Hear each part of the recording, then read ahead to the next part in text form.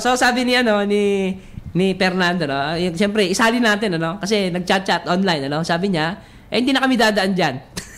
Buti na lang ibang daan namin papuntang Isabela, sabi niya, no? Di lang ang mga mananakay ng motor sa Bulacan ang makikinabang sa pinaglalaban ni Sir Robert, kundi ang lahat po ng dumadaan maging mga galing sa karatig lugar.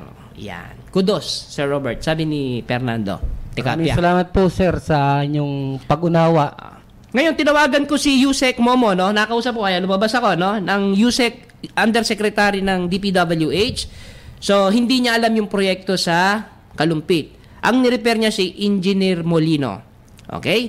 So, si Engineer Molino, itong linggong itong kukunin ko yung number para, siyempre, pasagutin sila sa isyong ito. Kasi, mukhang hindi natin maaasahan si Mayor at saka si Governor dahil siguro isip nila matagal na kayong nag-uusap at sa tuwing pag-uusap ninyo talagang wala silang maisagot na kayo ay makumbinse, di ba?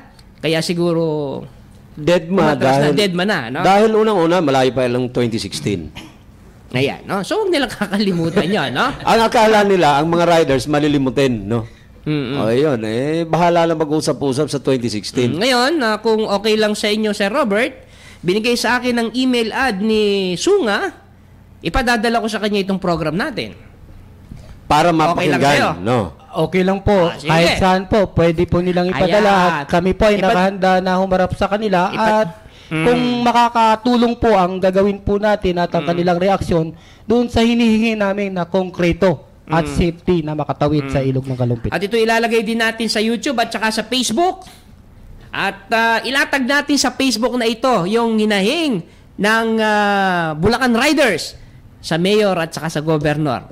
Di ba? Doon sa itong programang itong mismo ilalagay natin doon. Oo, bisitahin nila yung page ng Motorcycle Journal. Doon ito ilalagay yung itong mga recordings nito, Sir Robert.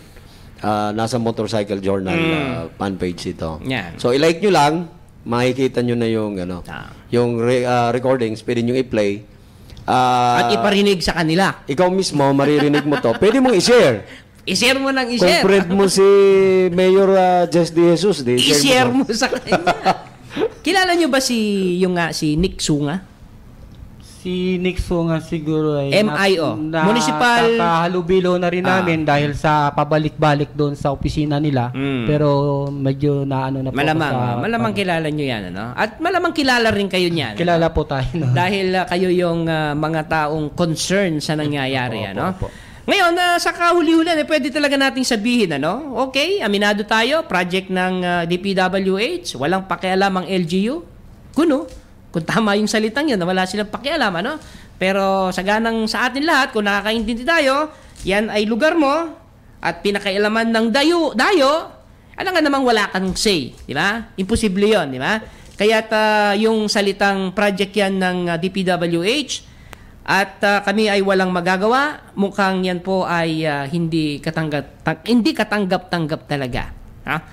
Kaya't siyempre, nagpapasalamat kami, ano, Sir Robert at sa iyong mga kasama, no? Jordan, di ba? Papasalamat tayo at kahit na paano ay naging daan itong ating programa para maipaabot sa mas marami pang mga mamamayan kung anong nangyayari dyan sa Kalumpit. At siyempre, hindi ito dito natatapos. Ano? Sa ngayon, hindi natin sila nakuha. Imposible lamang sa mga darating na araw ay hindi pa rin natin magagawan ng paraan para sila ay makausap. No? Imposible yun. No? Kasi unang-una, hindi ko naman kilala itong sina Nick, sila May, pero at least nakausap ko sila at umasa ako na sa magandang pakikipag-usap nila sa akin ay hahayaan nila si Mayor na makipag-usap sa atin. Pero hanggang sa huling sandali, na wala ka ng pagkakataon para kumuha pa ng iba, hindi pala pwede.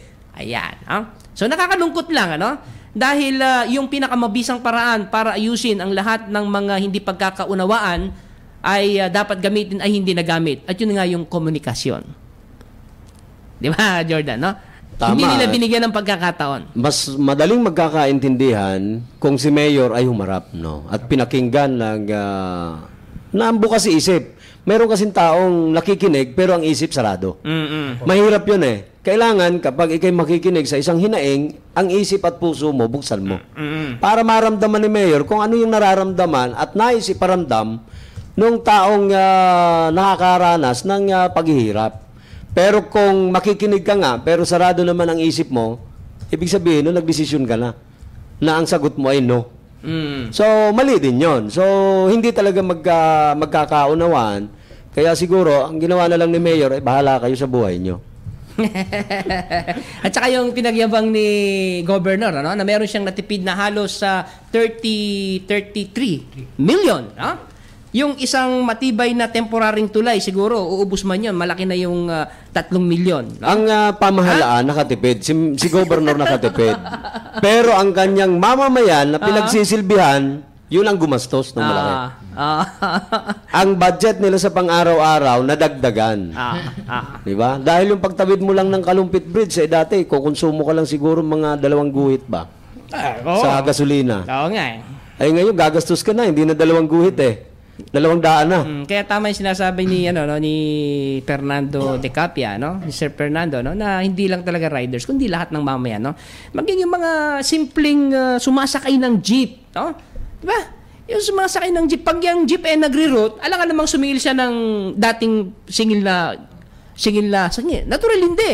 28 kilometers ang inikot ko, eh may dagdag pasahe, tama. Ngayon kung bababa ka naman, di ba? Halimbawa, 4 kilometers ang minimum, di ba? 1 kilometro, tatawid ka ng tulay, 8 pesos. Another 1 kilometer, 8 pesos, 16 na yun.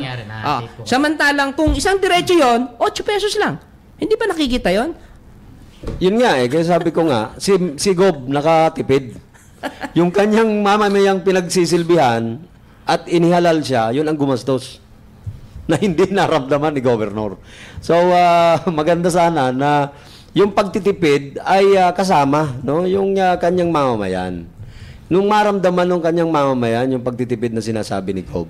Mabuti kung yung pagtitipid na yon ay ibinigay sa mamamayan na sige, libre na lahat. Ang pagtawid ninyo sa bangka na yan, ang pamahalaang yung provincial government ng Bulacan, libre na lahat, ang magbabayad. Okay. Pwede pa yon. No? Pagka ganon, sige, paggawa na yung tulay. Di ba? Pagka gano'n ng kondisyon, kasi paggawa na yung tulay. Wala palang kita. Kasi, doon sa pagpagawa ng tulay, kikita si Gob. Di ba? Okay. So, medyo time na tayo, no? 6:10 na actually. So, sabihin, overtime na tayo ng 10 minutes. Pero, tama-tama, wala pa naman si Boss Johnny, ano? So, siguro, bigyan pa natin ng pagkakataon yung ating mga kasama rito, no? Parting words, no? Yung mga panawagan, no?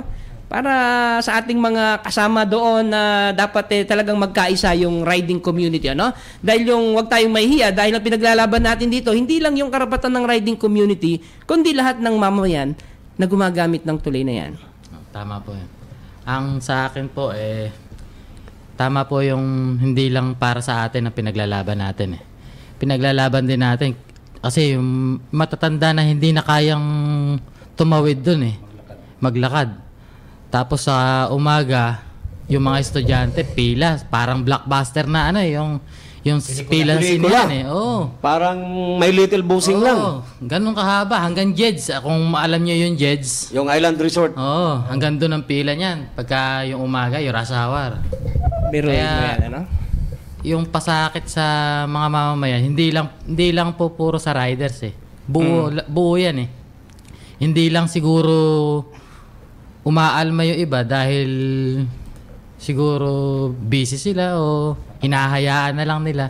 Pero sa atin, hindi namin matiis Masakit sa amin. Yun lamang po. Tama, okay. Si Sir. Sa akin naman po, sana nga makaisa yung iba nating mga kababayan sa pinaglalaban namin na to dahil nga sabi nga ng kasama natin na para sa lahat ito, hindi na para sa amin lang.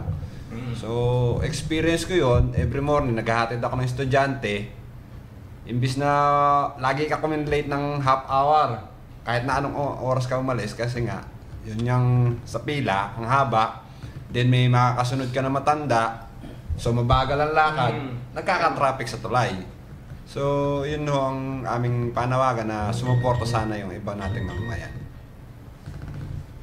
Okay, for the last time, Sir Robert.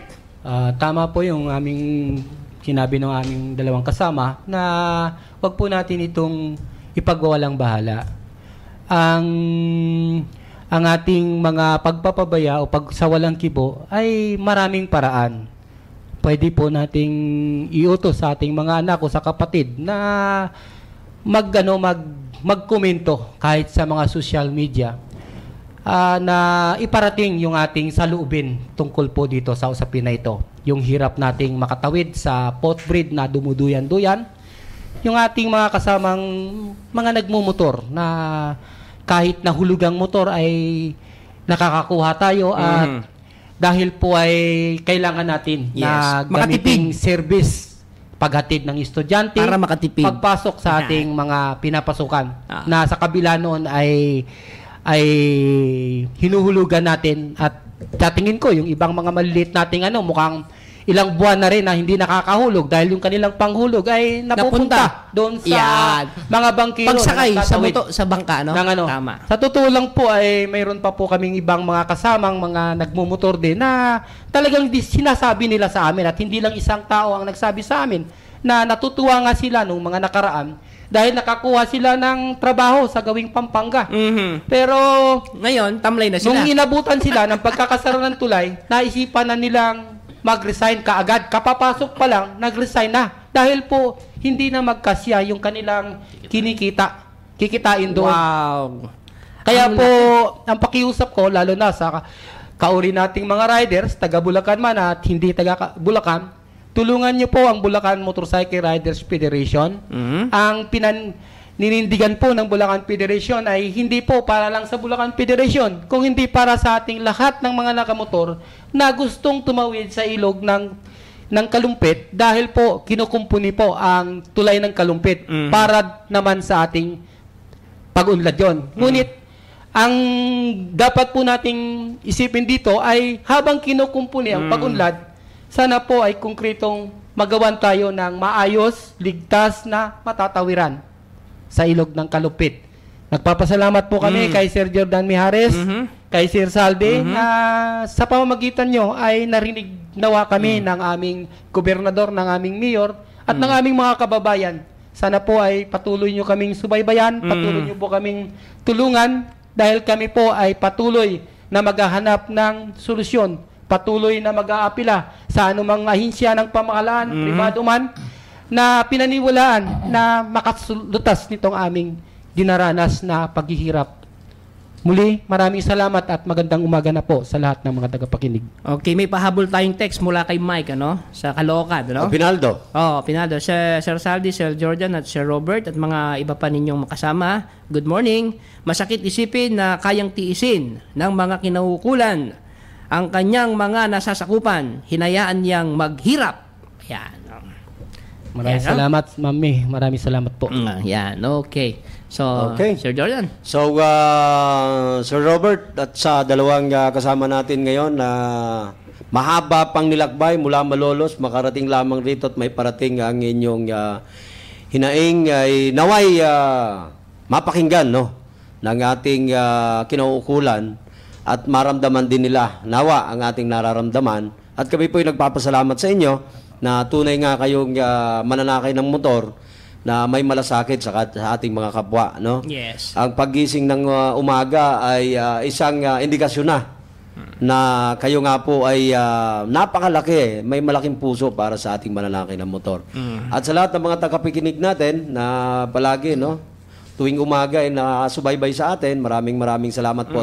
At asahan nyo na hindi po natin titigilan ito. Yes. Yung in-refer na pangalan ay si ating... Engineer Molino, hahanapin natin yun. Hahanapin uli natin. Mukhang Bulacan District Engineer ito. Si Engineer Molino. Para nang sa ganun, malaman natin ang katotohanan at mabigyan ng solusyon itong problemang ito sa bayan ng Kalumpit na hindi lamang taga-Kalumpit ang namumroblema. Ngayon, kung personal yung kilala si Engineer, sabihin nyo, tatawagan natin siya, i-interviewin natin.